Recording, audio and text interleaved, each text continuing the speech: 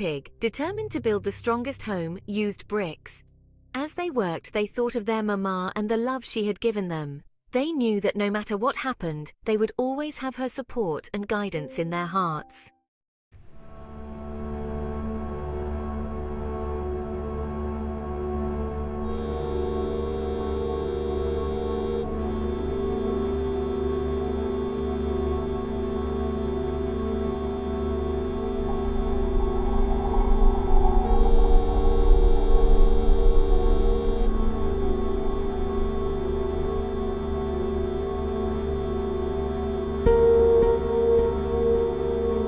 Skipped off to enjoy his day. The second little pig wanted a stronger house than his brothers. He saw a woodcutter chopping down a tree. Excuse me, kind sir. May I please have some of your sticks? I need them to build my house. The woodcutter was a kind man. He happily gave the little pig all the sticks he needed. The little pig carefully arranged the sticks into a small house. It wasn't as fancy as a brick house, but it was much stronger than a straw house. My house is sturdy enough to keep me safe. He felt proud of his work. The third little pig wanted the strongest house of all. He went to a bricklayer working in a nearby town. Excuse me, kind sir. May I please buy some of your bricks?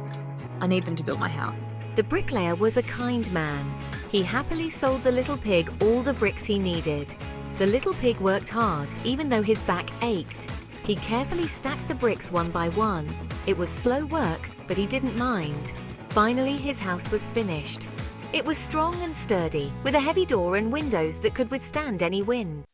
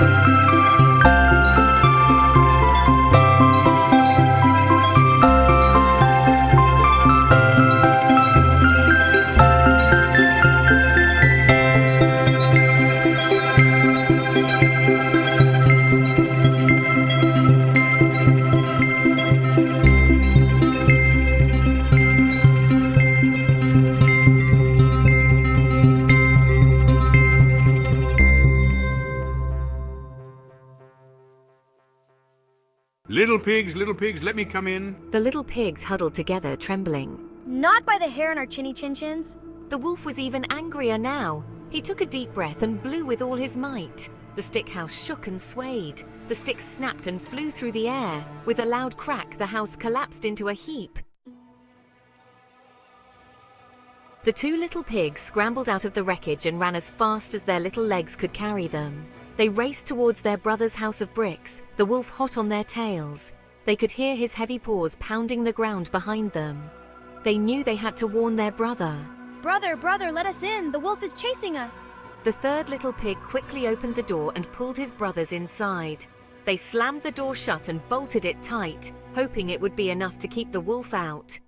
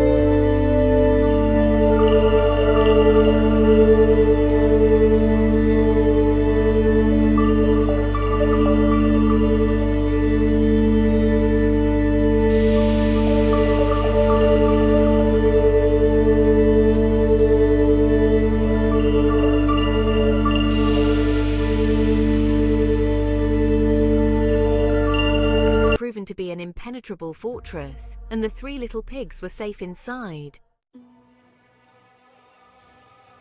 The wolf paced back and forth, trying to think of a way to get into the house. He noticed a ladder leaning against the chimney. Aha! I'll climb down the chimney and catch those pigs. He climbed onto the roof, his claws scraping against the bricks. The three little pigs heard the wolf's claws on the roof. Then they heard him climbing down the chimney. He's coming in through the chimney. Cried the first little pig. The second little pig started to cry, but the third little pig had an idea, a clever idea. The third little pig raced to the fireplace. She grabbed a big pot of water and hung it over the fire. The flames roared, heating the water quickly. The wolf slid down the chimney, eager to catch the pigs. Splash! He landed right in the pot of boiling water. Howled the wolf. The hot water burned his bottom. He scrambled back up the chimney, smoke trailing behind him. He ran into the woods, whimpering in pain. The three little pigs heard him running away and peeked out the window. He was gone. S5. Media. Empty forest clearing, forest scene without animals, woods at dusk. Yow! The three little pigs cheered. They had outsmarted the big bad wolf. They danced and sang, happy to be safe inside their sturdy brick house. The first and second little pigs learned a valuable lesson that day. They realized that taking the time to build a strong and safe house was worth the effort. From that day on, the three little pigs lived happily together in their brick house. The wolf never bothered them again, and they all lived happily ever after.